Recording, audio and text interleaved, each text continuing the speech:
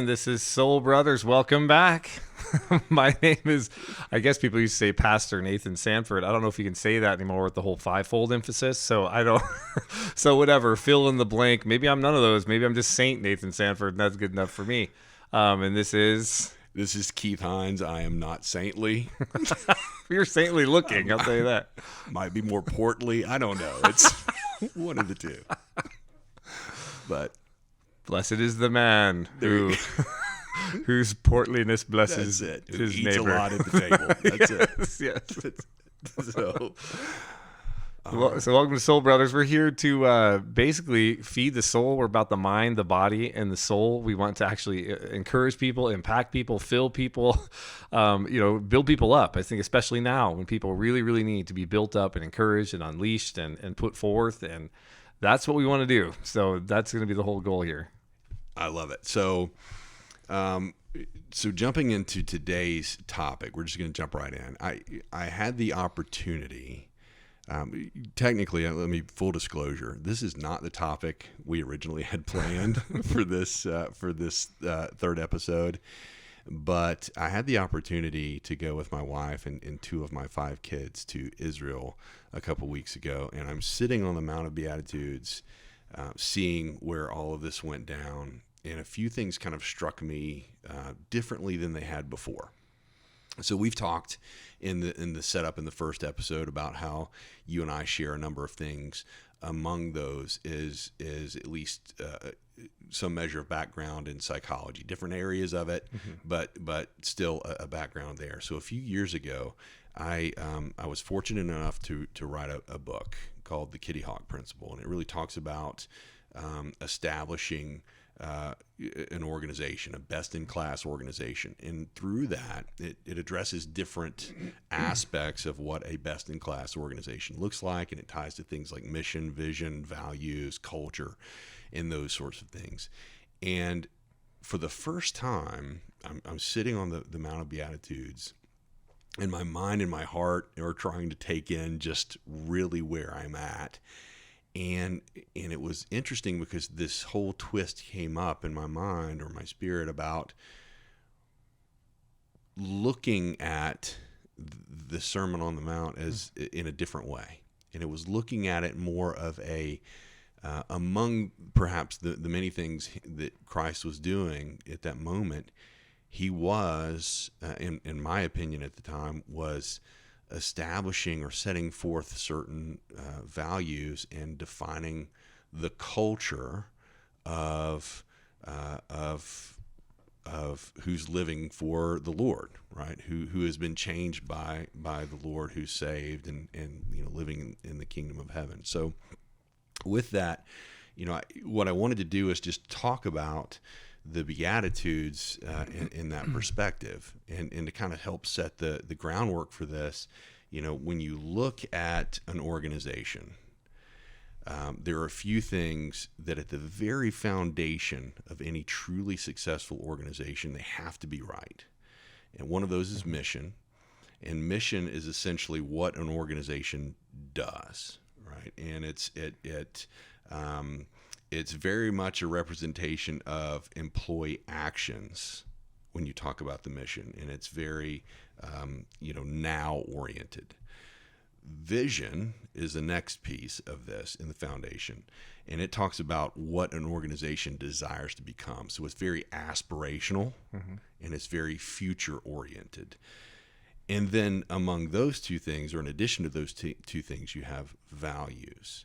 And all of those things, values really, if mission is what an organization does, if vision is what an organization desires to become, then values are an organization's identity when you look at IO psychology. So they really encapsulate the customs, the attitudes, the collective beliefs and priorities of the people that work for an organization or make up an organization or a collective group. They define the features and the principles by which an organization or the people within an organization operate. And they're really the kind of define the set of rules which govern how people behave. It's not just processes and procedures. It really is more of an attitude and a focus as far as how those things are carried out. And that's really what struck me, because all of those together create culture. And although culture can sometimes be defined as simply the collective beliefs and values of an organization or a group of people, it really is honed in on the values itself. And that's what struck me. You know, if we look at, I think right now, when we talk about church, the royal we, right? When everyone out and about kind of references the church, right? You're talking about not just the body. A lot of times people consider the building, but they look at it in perspective of whether they realize it or not as an organization. Mm-hmm. And in some respects it is, because it's a collective group of people working toward a mission, a vision. And if you looked at the mission, I'm going to go a little bit deeper here. If you looked at the mission as the Great Commission mm-hmm. for the church, and you looked at the vision, which is really the greatest commandment, then what are the values to help you get there? And the way it struck me sitting on this mountainside was that is, in essence, a part of what Jesus was doing. He was outlining the values that really should define, should define really how we feel, how we think, our behaviors, our emotions, all of that, if we're truly changed by him and living for him. Does that make sense? Yep. Yeah. So I wanted to break those down, because my thought was we can point to these. People can go to Matthew 5, and then we can point to the Beatitudes, and we can talk about it being it's a wonderful sermon. But do we really understand it? Do we understand what it really is telling us? Do we understand what that really looks like, and how that impacts us? And talking about soul brothers and those aspects of the soul, our emotions, our thoughts, our behaviors, mm-hmm. so that we are truly reflecting those Beatitudes. Yeah. So that's what I'd like to talk about today. Okay. Sounds good. All right. So let's do it. So as we jump in, I have a super important question for you. Yes. Is it blessed or blessed? Well, it doesn't matter. It's Makarion or Makarioi. So. Well, there you go. I mean, it's an English, obviously, translation of a very Greek word. So like that, we wouldn't even use that word typically if it weren't for Makarion is the root word. Makarioi, of course, is the plural. It's an adjective, like a plural adjective. So you can say blessed or blessed. It doesn't make any difference. Well, we're in the South. That's true. So blessed. I don't know. I did figure out a couple things of how people use blessed in the South for sure. I was like, wow. Like if I discovered this, and one of the first things I learned. So I came to the church in the South, right? And I realized you can absolutely rip into somebody. I mean, you can tear them limb from limb verbally. You can slander them like nobody's business. And at the end of that, all you have to say is, but bless her heart. That's it. And then it's okay. Technically, if you say bless your heart, that's all you have to say in the South. That is the rip apart. Yeah, it is. You don't even have to say anything. You don't have to say anything else. Now, the other thing is that I figured out is Alice and I went to a church where I figured out real quick when people they get to sing the special song of the week. Right? Yeah. You got somebody come up and they they got a song. If they're ever off key, right. Bless them, Lord. Yeah. Oh, yeah. I've noticed that too. Yeah. There you go. Yeah. If they're absolutely horrible, even if you hear like the worst sermon ever, it's like, well, bless them. It doesn't matter if it's blasphemy or so it's all good. Just bless them. That's it. And walk away. Which is a little bit different. That you're hoping for the bless with the blessed, right? Hoping for the best. And bless your heart means, hey, Yeah. I mean, I realized this is great. I can just rip at anybody to say, well, bless their heart and everything's fine. And that's it. So yep. which gets to and the reason I ask this is because you and I have talked about this and joked about this at different times, that when it comes to church culture, there is a language. Oh, yeah. There are specific things that are said. And I've always referenced it as Christianese. Right. And people easily go to the same words over and over and over again. It's almost like it's just, it's like a knee-jerk reaction. They automatically go to whatever word. But blessed or blessed is one of those in my mind. Yeah. Definitely. How are you? I'm blessed. Not really sure what that means exactly. But okay. Blessed is one of those words where it seems to me, or one of the pronunciations where it seems more like you have to say blessed if you pronounce God as God. Oh, in yes. the sermon, like if you're really into it. Right? I kind of enjoyed those. Praise the Lord. That's it. Praise Jesus. I could so go all I should be more Pentecostal than I am, but I wasn't raised like that, so I don't know. I don't know if that's okay to do that. Is that like cultural appropriation? No. Well, I did see fire emojis pop up. Oh, there it is, man. I'm ready to do it. Let's go. Blessed. Okay. So the Greek word itself, what does it actually mean in the direct English translation? Is blessed the right word? No. Okay. But there's no word. It's the closest word that you can get, I think. Okay. So it kind of has two meanings. Like it has everything to do with happiness, but it's happiness and joy wrapped in contentment. So you could say like, oh, the happiness of, or oh, the contentment of.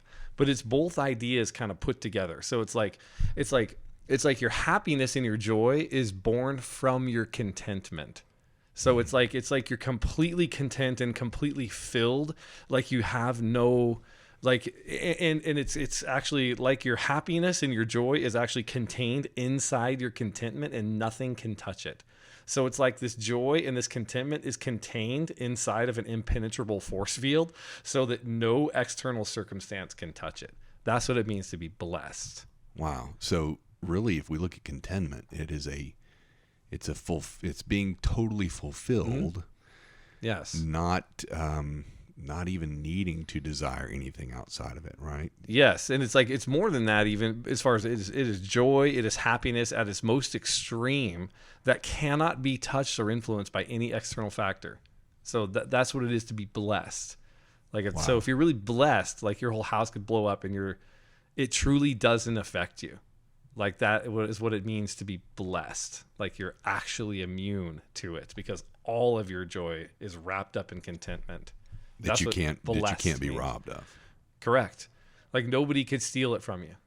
No one. It's like what Peter and John had when they're in the stocks, and they're getting, they've been beaten with rods and they're in the inner prison, which is like dark and disgusting. Like this is where you send the nasty people, and they start worshiping.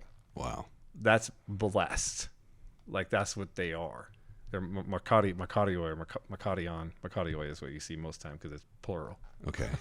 So when we talk about truly the joy of the Lord, that's what we're talking about here. Is that a different word?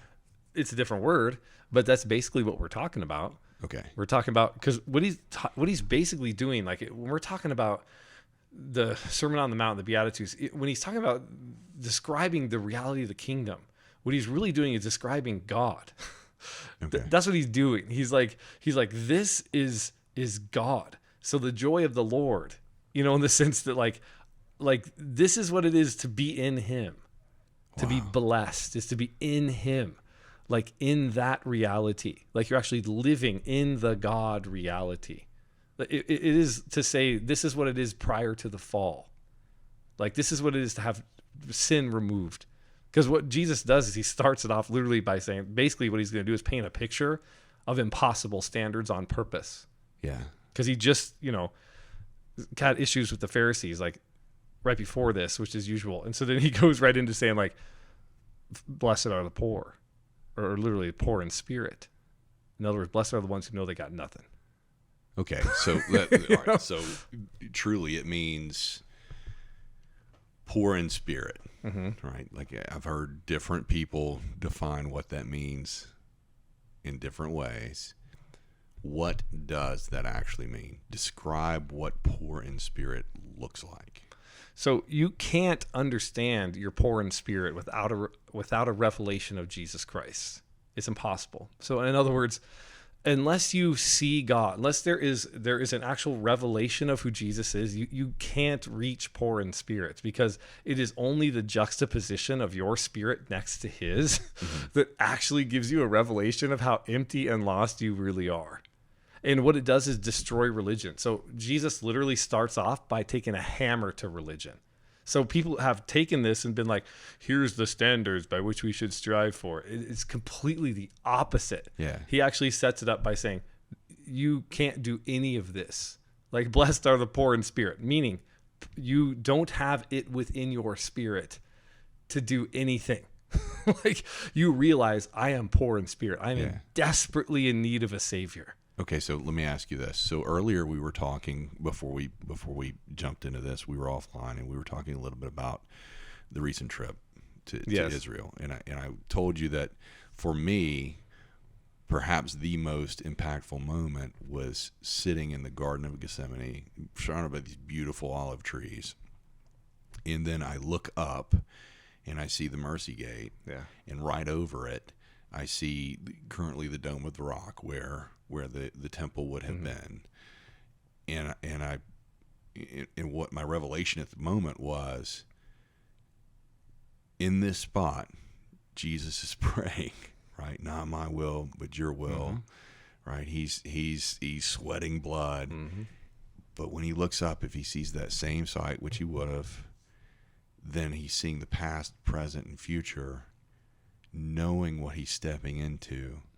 And at that moment, for me, it hit me hard, because I realized that, and like I told you, I don't see how anybody who could remotely believe in a works-based salvation message, right, if they were in that moment, I don't see how that could even be possible to hold on to that belief. Is that being poor in spirit? Was that when you realize it's that's what it is? I mean, but see, I think the problem we have sometimes is where religion gets in there, is we understand that it's not a works-based salvation. That's salvation by faith. But then religion teaches people that it's sanctification by works. So it's like it gets taught like you're saved by faith, and like, you know that you can't do that, but all of a sudden now you can do this. Yeah. So it's like, well, I can't save myself, so I need to rely on Jesus for that, but somehow I can be holy on my own. Oh.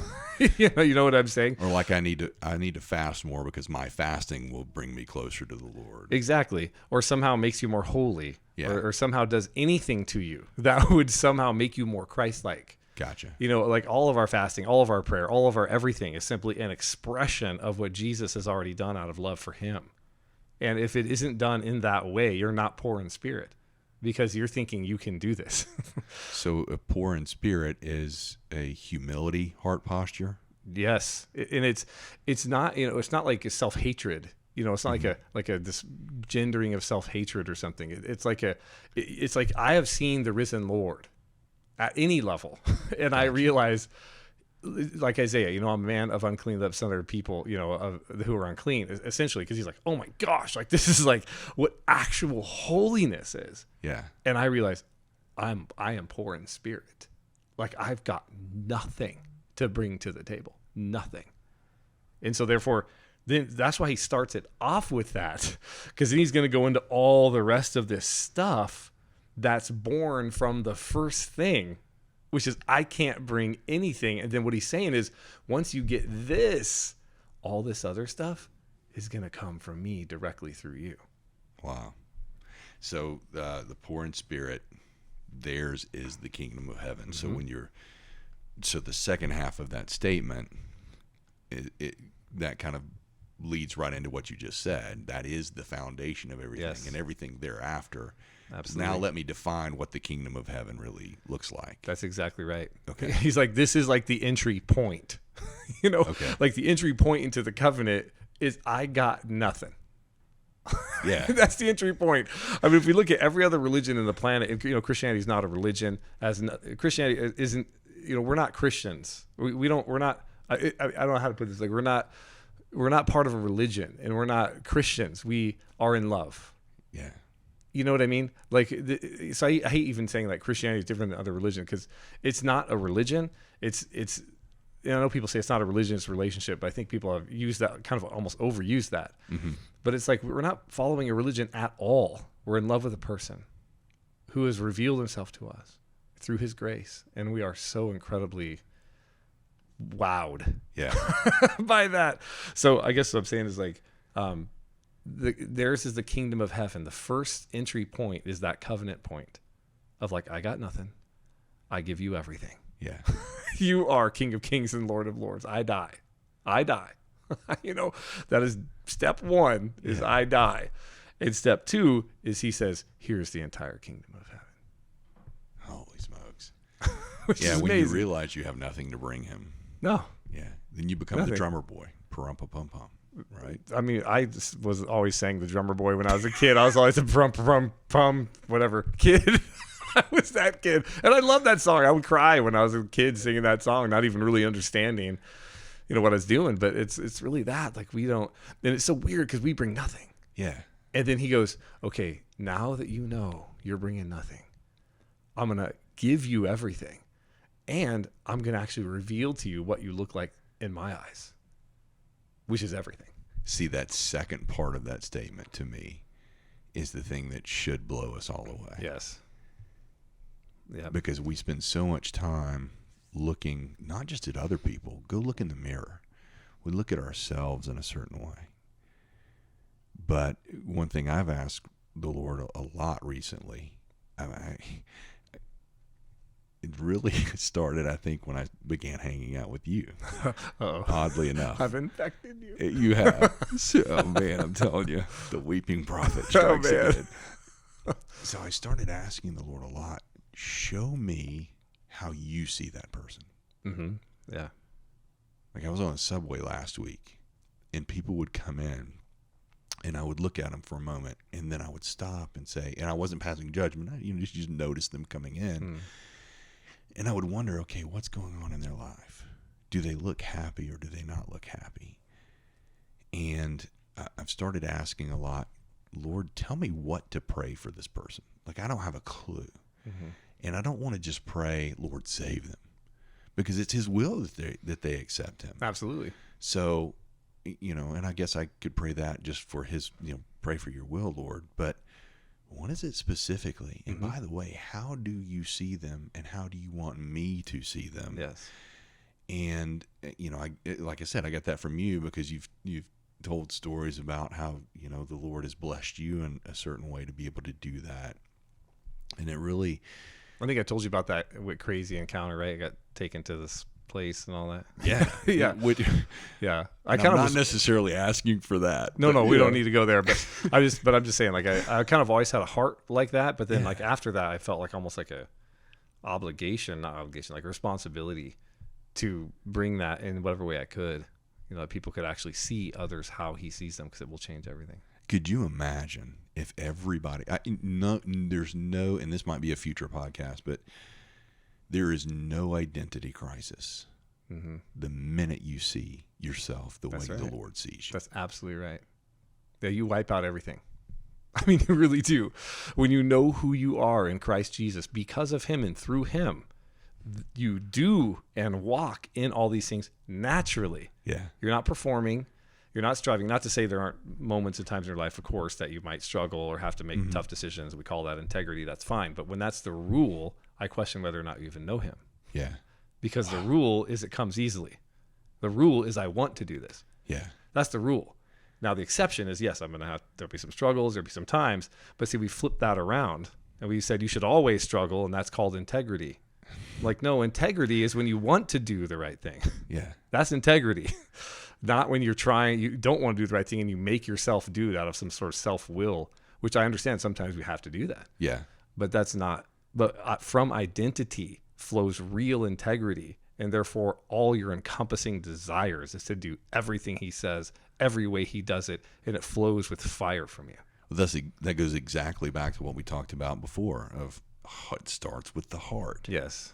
Then the thoughts and then the behaviors are just a natural reflection of who you now are inside, because he changed you. But, I realize we're just now on the first Beatitude. But to me, just the way you set that up, Man, that just makes sense. That truly is kind of the cornerstone beatitude. Mm-hmm. It's the first core value. Like he's laying down, this is the entry point. Yeah. Like you need to know, you cannot perform these.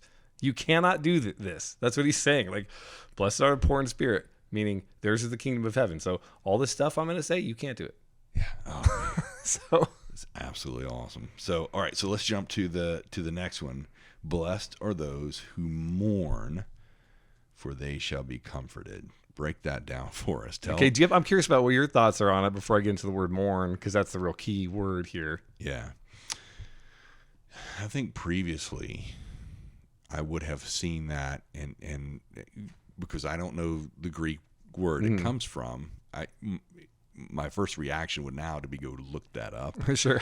But just reading it in the modern English, mourn to me indicates a sorrow.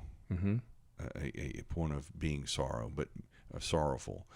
My question immediately would be, sorrowful about what? Right. Is it about my current state? Is it about the state of man?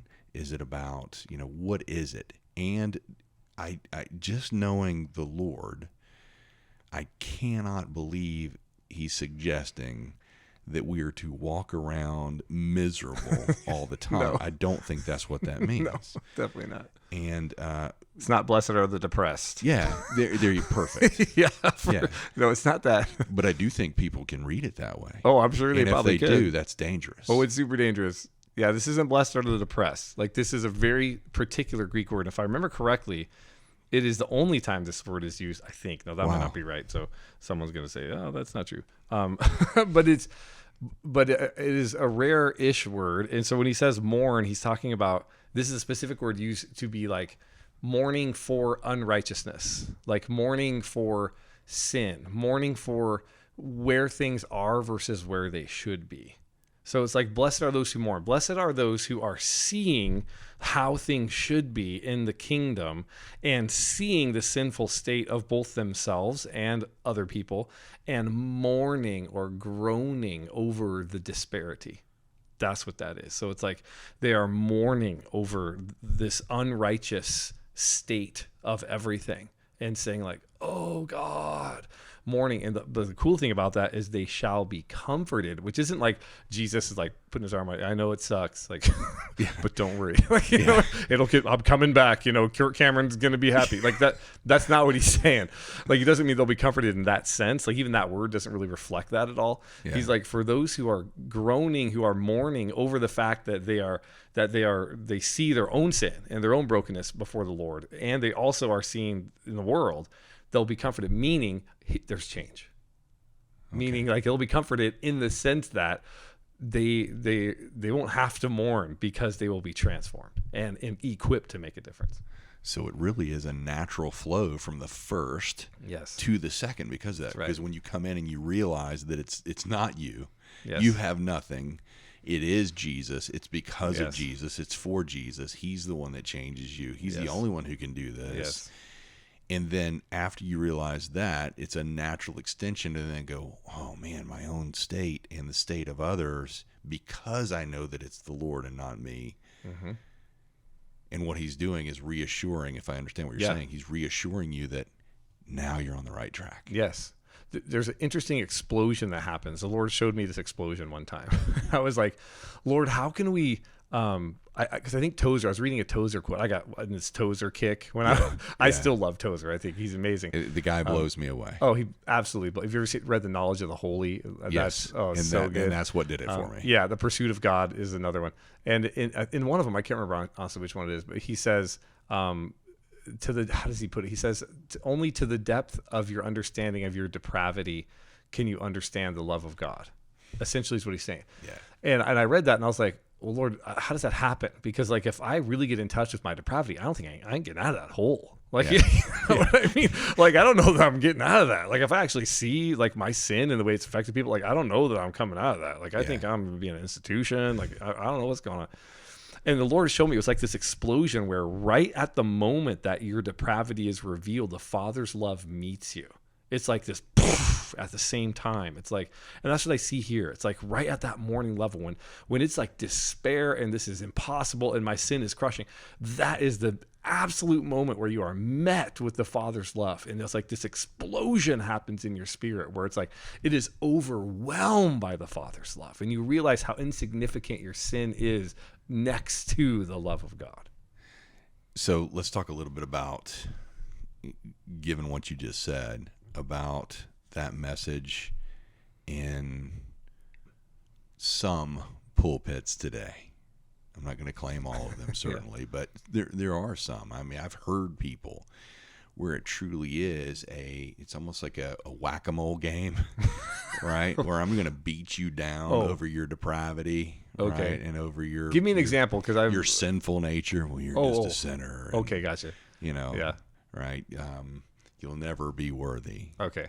Period, no matter right. what. And yes. you need to always, you're going to sin in word, deed, and thought every day. Like, yes. All of that. You're going to sin stuff. constantly. Sin. Yeah.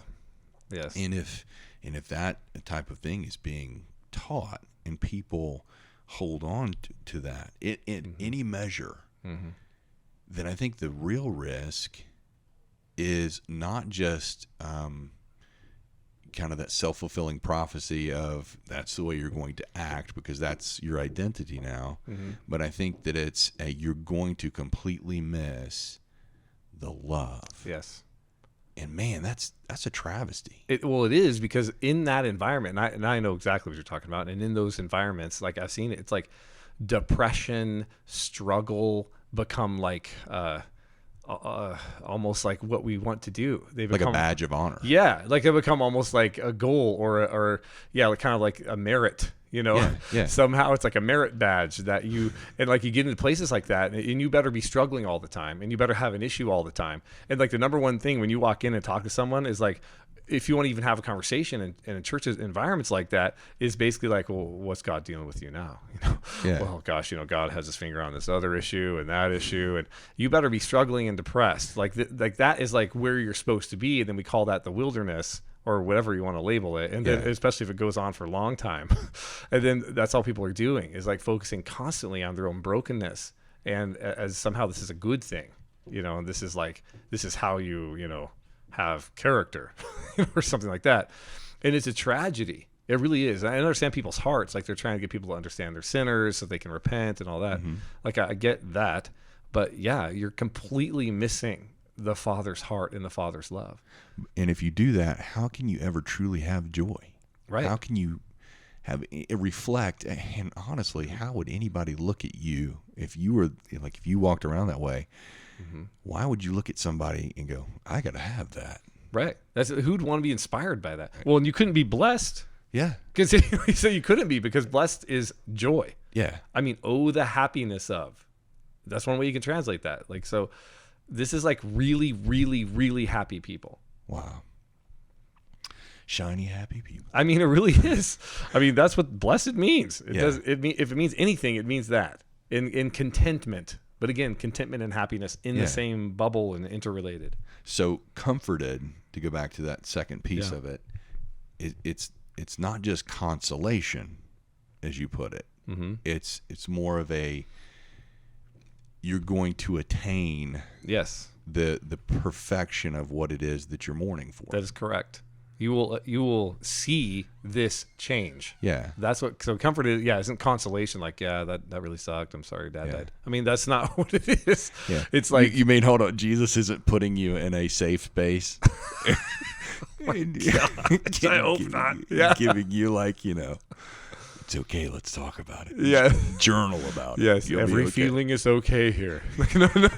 No. Even if it's wrong. So. Right. And here's the naughty words that we cannot say because someone might have hurt feelings. No, he's not doing that. He's literally saying the kind of comfort he means, and this word means this, like the achievement, the opposite of what whatever you're mourning for will be fixed. Okay. I mean, that's what he's saying. Like whatever you're mourning for will be fixed because your mourning is a result of a revelation of the living God. Man.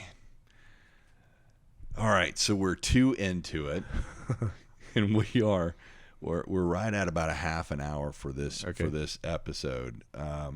Let's do this. Let's go into one more. Right on. And then we will we'll break and we'll follow up in our next episode. How's that? Sounds good. All right. because to full disclosure again for everybody, I think Nathan and I are very transparent people. So we've talked about how long these should run, and we have no clue because Nathan and I will start talking and it'll be 3 hours later, and then we'll realize, hold on a minute, nobody's listening to this for 3 hours. But we're having a good time, so I don't know. Yeah, we're really looking, going, hey, could we go another 3? Yeah. So that's how it is. But hey, listen, we'd love feedback from you all as we move forward. Tell us what's best for you. What do you enjoy? Is it 30 minutes? Is it an hour? And at the same time, tell us any topics, any questions you want to talk about too, because we'd love to tackle those. So, all right. So, blessed are the meek, for they shall inherit the earth. And man, this one drives me crazy. Okay. And it drives me crazy because of the way I've heard people define meek. Okay. Meek as in, like, you have to be the complete wimp. Wow. You have to be you have to be the pushover. You have to be just meek as weak. Wow. That's kind of the way I've always heard that defined. But my understanding is the exact opposite. It is. Okay. Yeah. So the word translated meek or gentle or sometimes humble, they can be translated any one of those words because it is a very hard word to. There is no one English word. Like, there really isn't. There's no one English word that could sum up this word. It's impossible. Like, I don't know how you would do it. Like when you hear the word in Greek, when you studied it a lot and you're reading it in a passage, it pops out because it's so packed.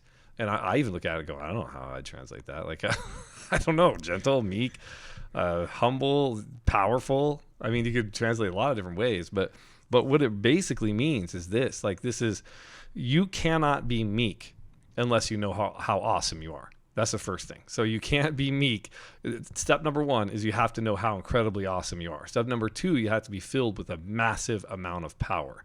Like, you have to be super powerful and super understanding of who you are in Christ Jesus.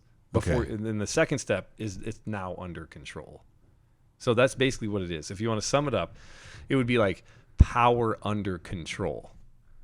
So this would be like Jesus on the cross when he says, "Forgive them, Father, for they know not what they do." When he could have just like destroyed everything. Yeah. Or the disciples who are being like kind of arrogant, crazy people, and they're walking towards I forget what town it was, but they're walking towards the town. They're like, "Do you want us to call down fire?" And blah blah blah. And he's like, dude, like, don't learn nothing? Like, but they're realizing who they are and they're realizing the power they carry. Yeah. And Jesus goes, now you're going to know what it is to be meek, because until you know who you are and you know the power you carry, you cannot walk in meekness. Because if you don't know those first two things and you act in the same way, it's self-deprecation. So that doesn't work. Like, you can't be humble unless you know how awesome you are. It's impossible. So you have false humility, essentially. Yes. Okay. It's self-deprecation. Like, you can't pull back. In other words, this word means massive power under control or power surrendered. So you can't do that unless you know you have power. Do you understand what I'm saying? Yeah. Like, you can't even be gentle, meek, or however you want to translate this word. You can't do that unless you know who you are in Christ Jesus. You know the power and glory given to you, and you choose to surrender that before the living God, and it's under control, so that no one out there can control you or somehow, get you to act in a certain way, or that you would react because they're taunting you or whatever. So that's why he says, the second verse, they shall inherit the earth. That's geis. That's the literal land. You could translate that, inherit the land. Because he's basically saying, like, you guys think might makes right, but I'm telling you that all this power needs to be under control. Yeah. And when you surrender that to me, you will literally inherit the land. I mean, that's literally what that word means, like physical land. So, all right. So prior to you, the only person I've heard really define this in a way that made sense to me and that it agrees with this or aligns with this was Corey Russell. Oh, really? Okay. And I'm going to screw this up, but essentially he said something to the effect of, it's having all the muscle and refusing to flex. Yeah. So that's pretty good way to think of it. Yeah. It's like, if this is a weird example. So if you, but something I think of, if you know me, if you know what I look like, I'm about 6'3", I'm about 235. I'm nowhere near as strong as I used to be, but I'm still pretty strong for an old man. So at 47, I still, I'd probably still bench 350 if I threw that on there. It would be a big deal.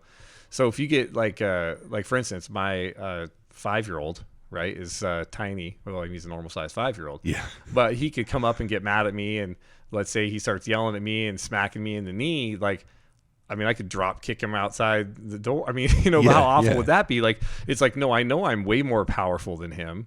And so I'm not going to allow this behavior to draw my power out. I'm going to keep that under control. I'm going to surrender it to the Lord. Now, of course, in his case, he needs to be disciplined. But, imagine that's like an adult, where you're like, I'm not going to allow this person to draw me into this. Like, that's meekness. But you can't be meek until you know that you have that power and that you're that holy and good and you're a child of the living God. Like, you cannot be meek, because otherwise your behaviors will just reflect a poor self-image. So it's practicing constraint when you know there's something to constrain. That's exactly right. Because you can't practice constraint if you don't have anything to constrain, right? If you're like, I'm a piece of crap, I'm a sinner saved by grace, like I'm sinning all the time, like, well, awesome, then you just suck. So you can never be humble, because you can't. What do you constrain? Your idiocy, like, that doesn't work. Some might argue people need to constrain that, well, so I don't know. Probably do. But you get my point. Like, you can't do this. You can't be this unless you have a revelation of the Father's love that reveals identity, that instills power and glory in your spirit. Then you go, wow, I have this, and I will submit it to the authority of the living God. But it really underscores the point that we've talked about a number of times now, how important it is to know truly who you are in the Lord. Not only who he is, not only what he's done for you, but who he has made you truly to be. Yes. So, because if you don't understand that, to your point, you can't be meek, but how much more does it hold you back from everything else? Yes, that's absolutely right. If you don't know, again, you can perform all of it. And see, that's the thing. You can do the performance, but it will be empty. It will be vapid. Yeah. There's no integrity there. Like, it's such a weird, like, again, we kind of go back to the Pharisees, like, they did everything. Yeah. I mean, they were the most holy people around, in the sense of, like, they did all the right stuff and didn't do the bad stuff. I mean, they really did. And now I know Jesus is like, well, they aren't really doing it. Well, what he's saying is their hearts aren't there. So they're hypocrites, right? They're putting a mask on. Even they're performing these things. And that word that we get for hypocrite is literally where we get the word for, like, an actor. Mm-hmm. Like, so it was literally putting a mask on and acting, because it's like you don't actually have it at a heart level. So, and that's what the most important thing was to Jesus, was that they would know from a heart level and love from a heart level. Like, that's what it is to be humble and meek.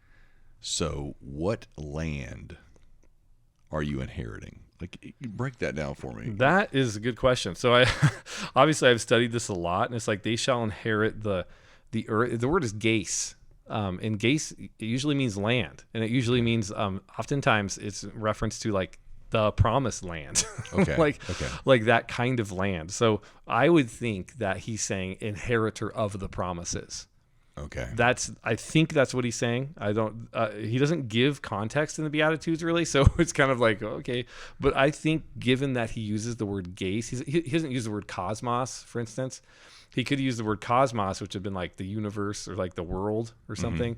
But he didn't. He used the word gase. So it's like inherit the land. Okay. So and again, in the Septuagint, which is a Greek translation of the Old Testament, that is promised land, the gase, So I think he's talking about the promises of God. Okay. So for the Israelites, maybe the actual promised land, and, the promises of God in that sense. Okay. Well, so far we've worked through 3. I think that puts us at the end of this episode. I don't know if it impacted anybody else as much as it did me, just listening to you break that down. But just understanding this, in summary, you've got to understand that it's Jesus, who he is and who you're not, followed by now understand, because of who he is and what he's done for you, your state, the state of the world around you, because your heart is now turned to Jesus. And then thirdly, once you realize those, now you start to realize who he has made you to be. You're no longer who you once were. Yeah. That poor, depraved soul, you are saved. You're filled with power. You are a new creation with more. You have no old nature. You have no sin nature. And now, and because of that, and because you have so much at your, I guess, power and authority, yes, from the covenant promise, that's the right, authority in His name, yes, being able to exercise that and walk in that through constraint, just knowing that brings you joy through contentment beyond measure. Correct? And that's and if you see, he's building almost like a structure here, because he starts with the foundation, kingdom, heaven, poor in spirit. You got nothing. You come with nothing, absolutely nothing. And then he gives you everything. And when he opens your eyes, all of a sudden you're like, you start mourning, because you realize like the actual depravity of you and the depravity of everything around you. And then right after that, he's like, then you get filled with power to change, because you'll be comforted, right? So he's giving you the power to do that change. And he's like, but you need to be meek. Yeah. That needs to be under control, right? So he's like, okay, now that you have the power, we're going to bring that under control, right? You need to submit that, and then you're going to inherit the earth. You see what I mean? So he actually builds like almost like a building from this, and he builds up to this like inherit the earth. This is awesome. So the last thing I'm going to say, when you broke that down, my little child in me, right, went straight back to the 80s, and I completely saw a replay of He-Man. Oh yeah, you got the power, right? I heard that was the first time I ever heard the audible voice of the Lord. Was it really? Did I tell you this? Like 1984. I was 8 years old. I came home at 4:00 in the afternoon. He-Man comes on. I mean, it was religiously. I watched. I mean, love. Who didn't love He-Man? Well, they give morals at the end of every. Oh my episode, gosh, that so formed my whole moral structure. So, and I'm watching He-Man. It was literally at the part where it was in the intro to it, where he raises, I have the power, right? And he does that, and I hear the audible voice of the Lord, and I hear my name called out loud in the room. I hear Nathan. And I'm like, whoa, like kind of looking around, like, am I hearing this? I'm 8 years old, so I didn't really know what to think. Yeah. After that, I hear, you are called to be a pastor. and I hear, shepherd my people. And then I freak out. I start crying, screaming. My dad's upstairs. He comes running down the stairs. I'll never forget this. He runs down the stairs. Son, I'm hysterical, and he picks me up and puts me on his lap. And he's like, son, what's going on? I was like, Dad, I heard a voice. He's like, really? He's like, what did that voice say? He's like, I'm called to be a pastor. And he goes, and he's like, why are you crying? I was like, because your life sucks. I do remember you saying that part. Yeah. That's the funniest thing. Yeah. Well, my life was very much influenced by 80s cartoons. Okay. So, there will be a reference on occasion. That's awesome. We're all good to go. So, hey, thanks everybody for listening to this episode. Please join us in the next one as we follow up with the Beatitudes and break those down, really understand what they mean, really understand how they apply to us. And in the meantime, you dig into the Word. You pray about what you're hearing. You determine what it is the Lord is telling you. And if you have any feedback, if you have any questions, if you have any topics you want us to talk about, then please let us know. We'll let you know how to do that through Facebook and other ways, and as we post this out there. So thanks so much, and we'll see you next time.